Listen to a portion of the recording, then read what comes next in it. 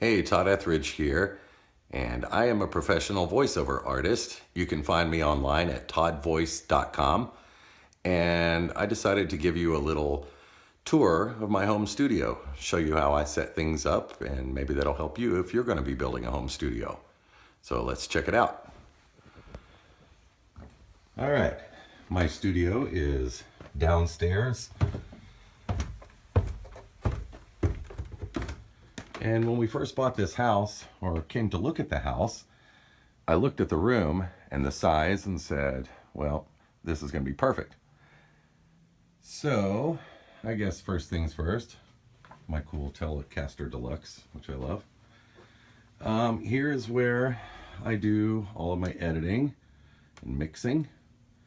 And it was really cool. Actually, there was a desk already built in here in the corner. So that was a nice lucky break. But sometimes it was sounding a little boomy.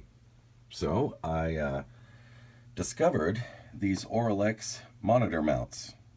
And they made a huge difference in cutting down low-end rumble. Everything is nice and clean now. And I've got the KRK Rocket 6 monitors, which also sound great. Down here, the computer. And in the computer, I have a M-Audio sound card, works great, and I'm actually using Cool Edit Pro 2 editing software, which is pretty old school, very old school in a way, but I used it for years in radio, and most of my clients want mono audio, one file, mono, simple, so this software works great, and I'm very happy with it. Up here watching me work, Keith Morris, Joey Ramone, and Cheech and Chong. All right.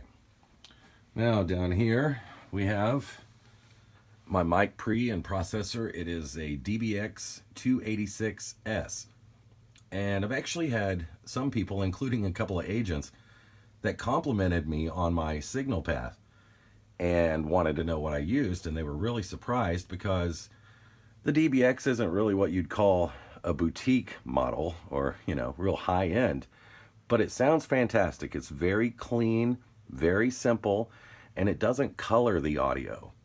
And, when you're doing voiceover, you just want a nice, clean, warm sound. You want your voice as clean as possible. So some processors, like my backup here, is an Aphex master voice channel. And while it sounds good, it's got a lot of bells and whistles, and it does color the audio some. So I just keep that as a backup in case of emergency. And an old M-Audio Fast Track, which sometimes I used to use when I traveled and needed a recording rig in the hotel room. But that one's been retired. So now here is my booth. I'll back up so you can see it. And you'll notice the track system there at the top. And what this is, it's from a company called Vocal Booth To Go. And so you've got the track system, and it comes with two of these very heavy-duty audio blankets. They sound fantastic.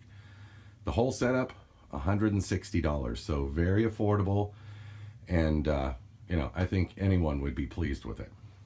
All right, so we'll go into the booth.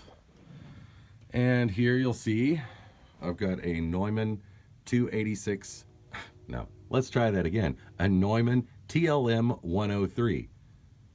And if you listen closely in the background, you can hear a train in the distance. That's something you deal with a home studio from time to time, so you just pause recording and wait for it to pass. They come several times a day.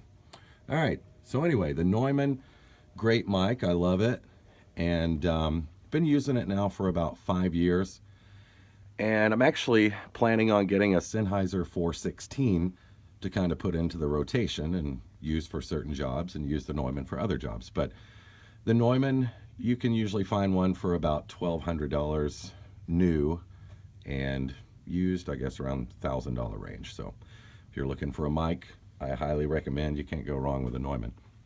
All right, and then once you go into the booth, this is your typical music stand from any music store. However, it's wrapped in a fleece blanket. I cut that up and just to cut down on sound reflection. Now I'll pull the curtain, and nice and quiet in here. Usually I use an iPad to read most scripts, but also I still print paper ones from time to time. And here's one I did yesterday for a mobile. And so the booth really dead in here, but not too dead. There's still a little bit of life to the room. You don't want to sound like you're in a box with a blanket draped over it, you know. So I like to keep just a little bit of room sound in. And the way of doing that is I built a cloud, and this cloud is hanging from these chains from the ceiling. But what this cloud is made of is an art canvas, a big art canvas like you'd find at AC Moore or Michael's, a place like that. And then I went to a foam outlet, yes, a foam outlet in Knoxville, and got a piece cut to size and then wrapped it in non-reflective material just to keep the sound from bouncing around. But the way that I still do get a little air in there is, you know, over top of the cloud and then around the edges where the curtains are draped. Still get a little air in there, so it's not too boxy sounding. So that is a tour, and then of course got the laptop here for marketing and that kind of thing. And I think it's good to have your home studio have some comfort to it, you know, so you don't feel like you're just boxed in a tiny little place, so you can hang out. So I got my comfy couch here with the photo ledge up there. And then gotta have the orange amp, the bastard caster, which I like to call it. It's a parts Stratocaster. And then I showed you the Tele Deluxe when I came in. So I guess you could say it is a little man cave-ish, but also it's a cool place to work and it's comfortable, and I don't ever get claustrophobic or cabin fever in here. So anyway, I hope this helps you as far as building a studio.